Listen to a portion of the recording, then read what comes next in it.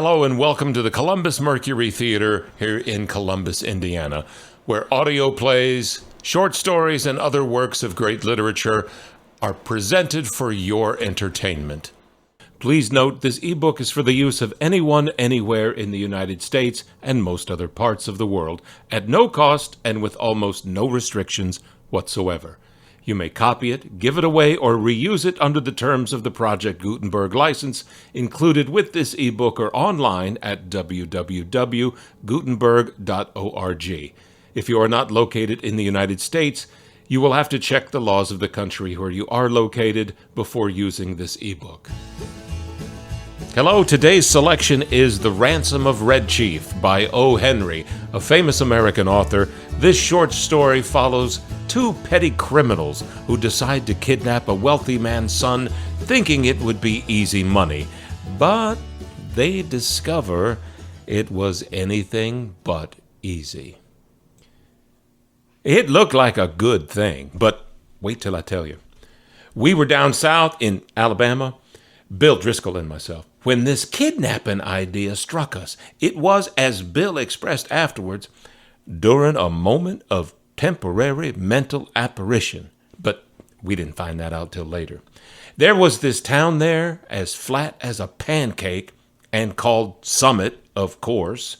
It contained inhabitants of as undeleterious and self-satisfied a class of peoples as ever clustered around a maypole. Bill and me had a joint capital of about $16,000, and we just needed $12,000 more to pull off a fraudulent town lot scheme in western Illinois with. We talked it over on the front steps of the hotel. Philoprogenitiveness, says we, is strong in semi-rural communities. Therefore, and for other reasons, a kidnapping project ought to do better there than in the radius of newspapers that send reporters out in plain clothes to stir up and talk about such things. Now, we knew Summit couldn't get after us with anything stronger than a tiny police force and maybe some slow, lazy bloodhounds and a paragraph or two in the Weekly Farmer's Gazette, so it looked good. We selected our victim, the only child of a prominent citizen named Edward Dorset. The father was respectable and tight, a mortgage broker, and a stern, upright collection plate passer and the salt of the earth. The boy was about 10 years old, with freckles, the hair the color of the cover of a magazine you'd buy in the newsstand when you wanted to catch a plane. Now, Bill and me figured that Edward would melt down for a ransom of $20,000, but wait till I tell you. About 2 miles from Summit was a little mountain covered with a dense cedar grove. On the rear elevation of this mountain was a cave. There we stored provisions. One evening after sundown, we drove a van past old Dorset's house. The kid was in the street throwing rocks at a kitten on the opposite fence. "Hey, little boy," says Bill, "would you like to have a big bag of candy and a nice ride?" That boy caught Bill neatly in the eye with a piece of a brick. "That'll cost that old man another $5,000, says Bill, climbing over the wheel. That boy put up a fight like a welterweight cinnamon bear, but at last we got him down in the back of the van and drove away. We took him up to the cave, and I parked the van in the cedar grove. After dark, I drove the van to the little village about 3 miles away, where we had rented it, and walked back to the mountain. Bill was pasting gauze over the scratches and bruises on his face. There was a fire burning behind the big rock at the entrance of the cave, and the boy was watching a pot of boiling coffee with 2 buzzard tail feathers stuck in his red hair. He points a stick at me when I come up, and he says, "Ha! Cursed pale-face!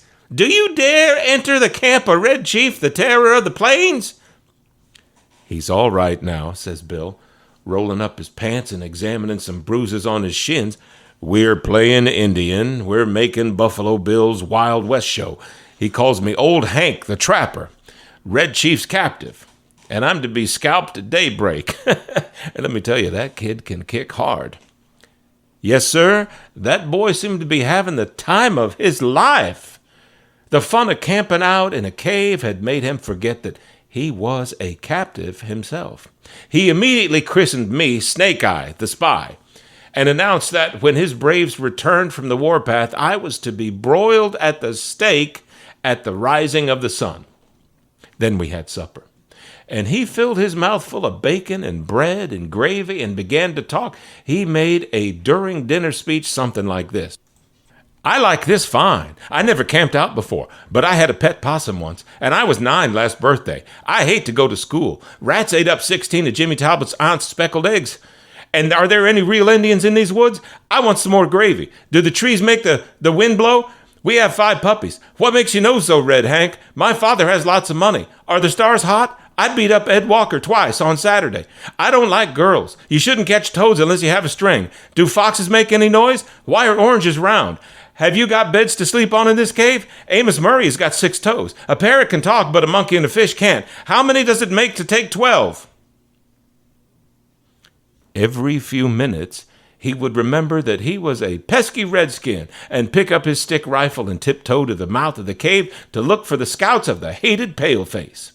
Now and then, he'd let out a war whoop that made old Hank the Trapper shiver. That boy had Bill terrorized from the start. Red Chief, I says to the kid, would you like to go home? Ah, what for, says he. I don't have fun at home. I hate to go to school. I like to camp out. You won't take me home again, Snake Eye, will you? Not right away, I says. We'll stay here in the cave for a while. All right, says he. That'll be fine. I never had so much fun in all my life. We went to bed about 11 o'clock. We spread down some wide blankets and quilts and put Red Chief between us. Now, we weren't afraid he'd run away. He kept us awake for 3 hours, jumping up and reaching for his rifle and screeching, "Incoming!" in mine and Bill's ears, as the crackle of a twig or the rustle of a leaf revealed to his young imagination the stealthy approach of the enemy. At last, I fell into a troubled sleep and dreamed that I'd been kidnapped and chained to a tree by a ferocious little pirate with red hair. Just at daybreak, I was awakened by a series of awful screams from Bill. Now, they weren't yells or howls or shouts or whoops or yops, such as you'd expect from a manly set of vocal organs. They were simply indecent, terrifying, humiliating screams, such as women emit when they see ghosts or, caterpillars. I jumped up to see what the matter was. Red Chief was sitting on Bill's chest, with one hand twined in Bill's hair. In the other, he had the sharp knife we use for slicing bacon, and he was industriously and realistically trying to take Bill's scalp according to the sentence that he had pronounced upon him the evening before. Well, I got that knife away from the kid and made him lie down again, but from that moment, Bill's spirit was broken. He lay down on the side of his bed, but he never closed an eye again in sleep as long as that boy was with us. And I dozed off for a while, but along towards sunup, I remembered that Red Chief had said I was to be burned at the stake at the rising of the sun. Now, I wasn't nervous or afraid, but I sat up and lit a cigarette and just leaned against a rock. "What are you getting up for, Sam?" asked Bill. "Me?" I said. I got kind of a pain in my shoulder. I thought sitting up would rest it." "You're a liar," says Bill. "You're afraid. You was to be burned at sunrise, and you was afraid he'd do it, and he would too, if he could find a match. Ain't it awful, Sam? Do you think anybody will pay out money to get that little devil like that back home?" "Sure," says I. "A rowdy kid like that is just the kind that parents dote on. Now, you and the chief get up and cook breakfast while I go to the top of this mountain and reconnoiter." I went up on the peak of the little mountain and ran my eye over the contiguous vicinity. Over towards Summit, I expected to see the industrious residents of the village armed with flashlights and radios, beating the countryside, searching for the dastardly kidnappers. But what I saw was a peaceful landscape dotted with one man plowing with a mule. Nobody was dragging the creek. No couriers dashed hither and yon, bringing tidings of no news to the distracted and distraught parents. There was a sylvan attitude of somnolent sleepiness pervading that section of the external outward surface of Alabama that lay exposed to my view. Perhaps, I says to myself, it has not yet been discovered that the wolves have borne away that tender lambkin from the fold. Heaven help the wolves, I said, and I went down to the mountain to breakfast. When I got to the cave, I found Bill backed up against the side of it, breathing hard, and the boy was threatening to smash him with a rock as big as a coconut. He put a red-hot boiled potato down my back, explained Bill, and then he mashed it with his foot. And I boxed his ears. Have you got a gun about you, Sam? I took the rock away from the boy and kind of patched up the argument. I'll fix you, says the kid to Bill. No man ever yet struck me and ever got paid for it. You better beware. After breakfast, the kid takes a piece of leather with strings wrapped around it out of his pocket and goes outside to the cave, unwinding it. What's he up to now? Says Bill anxiously. You don't think he'll run away, do you, Sam? No fear of it, I said. He don't seem to be much of a homebody, but we got to fix up some plan about the ransom. There don't seem to be much excitement around Summit on account of his disappearance. But maybe they haven't realized it yet that he's gone.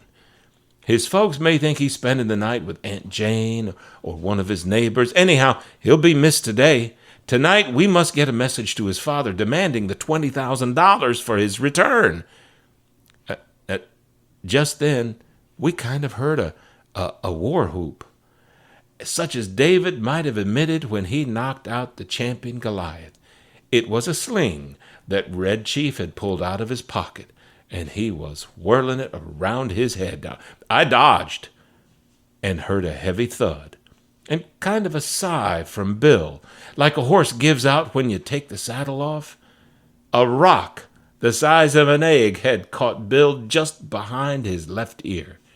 He went limp all over and fell in the fire across the frying pan of hot water for washing the dishes. And I dragged him out, poured cold water on his head for half an hour. By and by, Bill sits up and he feels behind his ear and he says, Sam, you know who my favorite biblical character is? Take it easy, I said. You'll come to your senses presently. King Herod, he says. You don't go away and leave me alone here with him, will you, Sam? I went out and caught the boy and shook him until his freckles rattled. If you don't behave, I said, I'll take you straight home right now. Now you're going to be good. I was only funnin', says Red Chief sullenly. I didn't mean to hurt old Hank, but what did he hit me for? I'll behave, Snake Eye, if you won't send me home, and if you'll let me play the Black Scout today. Well, I don't know that game, says I, but that's for you and Mr. Bill to decide. He's your playmate for the day. I'm going to go for a while on business. Now you come in and make friends with him and say you're sorry for hurting him, or you go home at once. I made him and Bill shake hands. And then I took Bill aside and told him I was going to Poplar Cove, little village about 3 miles from the cave, to find out what I could about how the kidnapping had been regarded in Summit. Also, I thought it best to send a peremptory letter to Old Man Dorset that day, demanding the ransom and dictating how it should be paid. You know, Sam, says Bill, I've stood by you without batting an eye in earthquakes, fire, flood, poker games, dynamite explosion, police raids, bank robberies, tornadoes. I never lost my nerve yet till we were kidnapping that two-legged rocket of a child. He's got me going. You don't leave me alone with him, will you, Sam? I'll be back sometime this afternoon, I said. You must keep the boy amused and quiet till I return. And now we'll write the letter to old Mr. Dorset. Bill and I got paper and pencil and worked on it, while Red Chief, with a blanket wrapped around him, strutted up and down, guarding the mouth of the cave. Bill begged me tearfully to make the ransom $15,000 instead of $20,000. I ain't attempting, says he, to decry the celebrated moral aspect of parental affection, but we're dealing with humans. And it ain't human for anybody to give up $20,000 for that 40-pound chunk of freckled wildcat. I'm willing to take a chance on $15,000. You can charge the difference up to me. So, to relieve Bill, I acceded, and we collaborated on a letter that ran this way. To Mr. Edward Dorset. We have your boy concealed in a place far from Summit. It is useless for you or the most skillful detectives to attempt to find him. Absolutely. The only terms on which you can have him restored to you are these. We demand $15,000 in small bills for his return, the money to be left at midnight tonight at the same spot and in the same box as your reply as hereinafter described. If you agree to these terms, send your answer in writing by a solitary messenger tonight at 8:30. After crossing Owl Creek on the road to Poplar Cove, there are 3 large trees about 100 yards apart, close to the fence of the wheat field on the right-hand side. At the bottom of the fence post, opposite the 3rd tree, will be found a small cardboard box. The messenger will place the answer in this box and return immediately to Summit. If you attempt any treachery or fail to comply with our demand as stated, you will never see your boy again. If you pay the money as demanded, he will be returned to you safe and well within 3 hours. These terms are final, and if you do not accede to them, to no further communication will be attempted. Signed, 2 desperate men. I addressed the letter to Mr. Dorset, put it in my pocket, and as I'm about to start, the kid comes up to me and says, "Oh, Snake Eye, you said I could play the scout while you was gone." "Play it? Of course," I said. "Mr. Bill will play with you. Now, what kind of game is it?" "I'm the scout," says Red Chief, "and I have to ride to the stockade to warn the settlers that the Indians are coming, and I'm tired of playing Indian myself. I want to be the scout." "All right," I said. "Sounds harmless to me. I guess Mr. Bill will help you foil the pesky savages." "What am I to do?" says Bill, looking at the kid suspiciously. "You're the horse," says the scout. "Get down on your hands and knees. How can I ride to the stockade without a horse?" "You better keep him interested," I said, "till we get the scheme going. Now loosen up." Bill gets on all fours, and he comes looking the eye like a rabbit when you catch it in a trap. "How far is it to the stockade, kid?" he says in a husky manner of voice. 90 miles, says the scout, "and you have to push yourself to get there on time. Giddy up now." Scout jumps on Bill's back and digs his heels into his side. "For heaven's sake," says Bill, "hurry back, Sam, as soon as you can. I wish we hadn't made the ransom more than 1,000. Say, you quit kicking me, or I'll get up and whip you good." I walked down to Poplar Grove and sat around the post office and store, talking with the locals that came in. One says that he hears Summit is all upset on account of Ed Dorset's boy having been lost or stolen. That was all I wanted to know. I bought some cigarettes, referred casually to the price of black-eyed peas, posted my letter surreptitiously, and came away. The postmaster said the mail carrier would come by in an hour and take the mail on to Summit. When I got back to the cave, Bill and the boy were not to be found. I explored the vicinity of the cave and risked a yodel or two, but there was no response. So I lit a cigarette and sat down on the mossy bank to await developments. In about half an hour, I heard the bushes rustle, and Bill wobbled out into the little glade in front of the cave. Behind him was the kid, stepping softly, like a scout, with a broad grin on his face. Bill stopped, took off his hat, wiped his face with a red bandana. The kid stopped about 8 feet behind him. "Sam," says Bill, "I suppose you think I'm a renegade, but I couldn't help it. I'm a grown person with masculine proclivities and a habit of self-defense, but there is a time when all systems of egotism and predominance fail. That boy's gone. I've sent him home. All is off. There was martyrs in old times, goes on Bill, that suffered death rather than give up the particular graft they enjoyed. Now, none of them was ever subjugated to such supernatural tortures as I have been. I've tried to be faithful to our articles of depredation, but there came a limit. What's the trouble, Bill? I said. I was rode, says Bill, the 90 miles to the stockade, not barring an inch. Then, when the settlers was rescued, I was given oats. Sand ain't a palatable substitute. And then for an hour, I had to try to explain to him why there was nothing in holes, how a road can run both ways, and what makes the grass green. I tell you, Sam, a human can only stand so much. I takes him by the neck of his clothes and I drags him down the mountain. On the way, he kicks my legs black and blue from the knees down, and I've got to have 2 or 3 bites on my thumb and hand what need to be cauterized. But he's gone, continues Bill, gone home. I showed him the road to Stomach and kicked him about 8 feet nearer there in one kick. Now, I'm sorry we lose the ransom, but it was either that or Bill Driscoll on his way to the loony bin.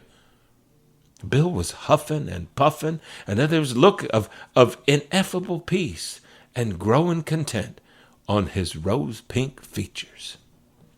Bill, says I, is there any heart disease in your family? Is there? No, says Bill. Nothing except chronic malaria and accidents. Why?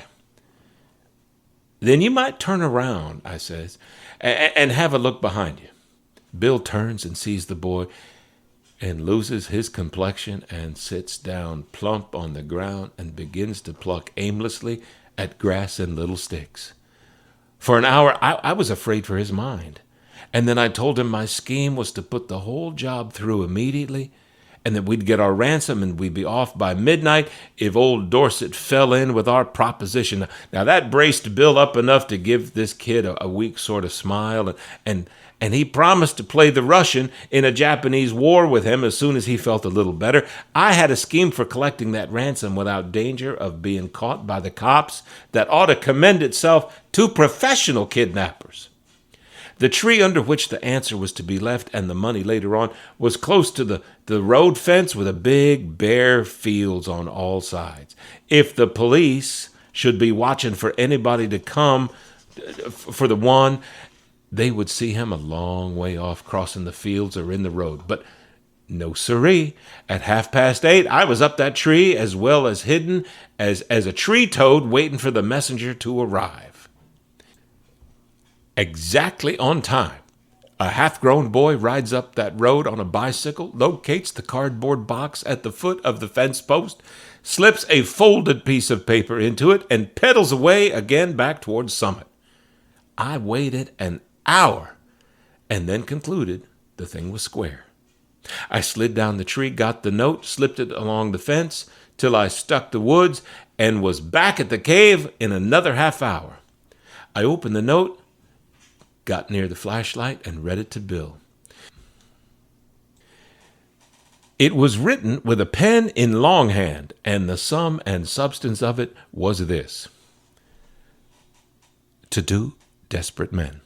Gentlemen, in regard to the ransom you ask for the return of my son, I think you're a little high in your demands, and I hereby make you a counteroffer which I am inclined to believe you will accept. You bring Johnny home and pay me $10,000 in cash, and I agree to take him off your hands. You better come at night, for the neighbors believe he is lost, and I couldn't be responsible for what they would do to anybody they saw bringing him back.